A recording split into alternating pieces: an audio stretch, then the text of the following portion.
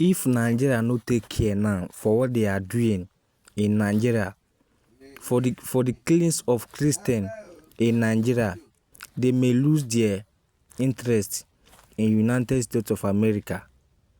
So make me just calm down and listen to this our bishop and see what he's saying, because they have finally reported Nigeria to the US Congress. So make me just calm down and listen to him and share this video to go viral, because this kind of video, you need to share the video so that many people will see this video, because Nigeria is not doing well. So share this video and drop your opinion in the comment section. Make me watch the video. Bishop, the Catholic Bishop of Makurdi Diocese, the capital of Benue State in Nigeria.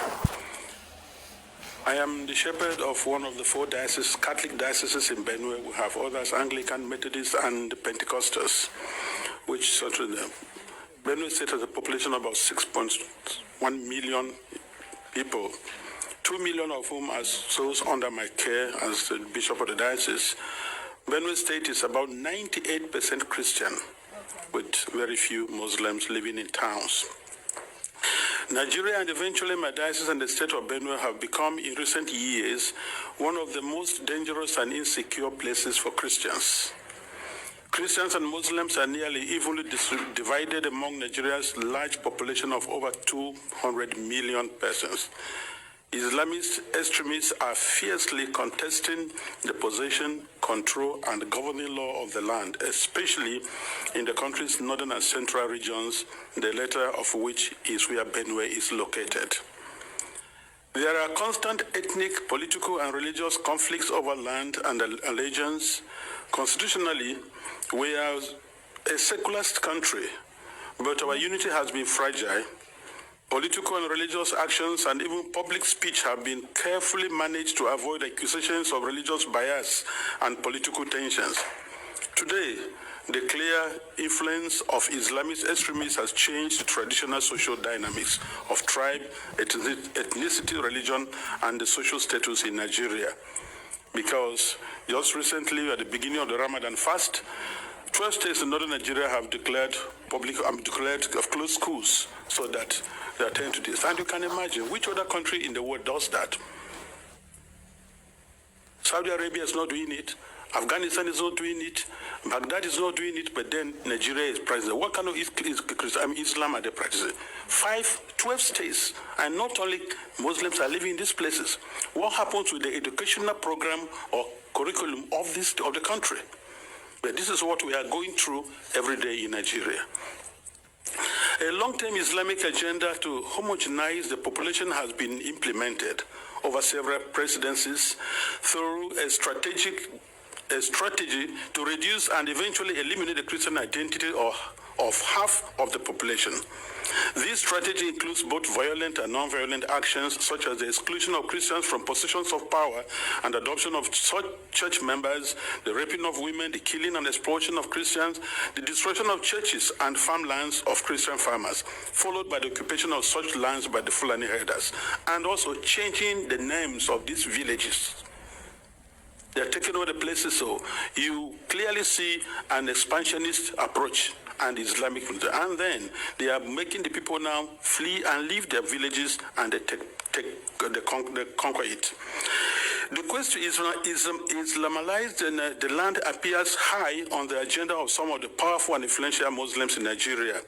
There is a campaign to take land to spread Islam, and there is the hemorrhaging of Christian farmers from the central region of Nigeria and Benue State and Makurdi Diocese in particular, as they are forced to abandon fertile lands that use to feed the nation, which classify Benue as the food basket of the nation. Militant Fulani herdsmen are terrorists destroying society.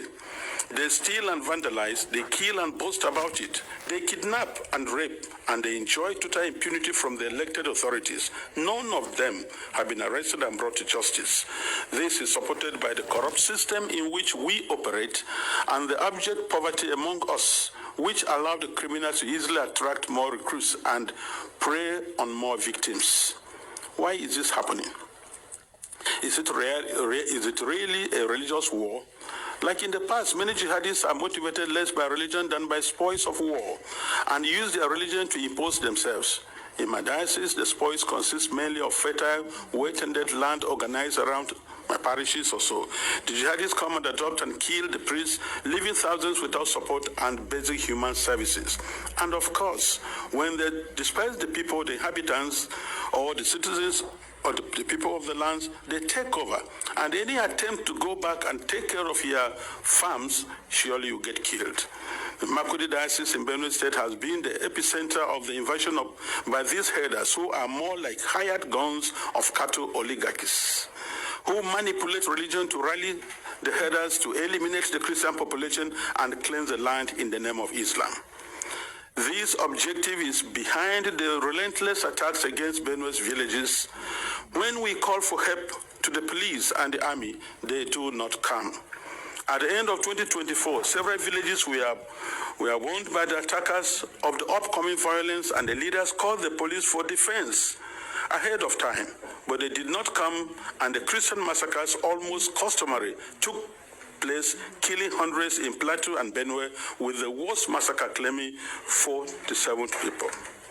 The militant also burned down the 8 Catholic churches of St. Mary's Parish in the Diocese of Boko, which in Benue State, as well as the parish house, clinics, schools, and other houses. The militant Fulani herdsmen bear on defenseless villagers without consequences. They follow orders to conquer, kill, and occupy. They attack even those who have managed to escape into our IDP camps. Thereby, they have no place to run to. And it is unfortunate that the police system in Nigeria, orders have to come from above. And such that once there's a call,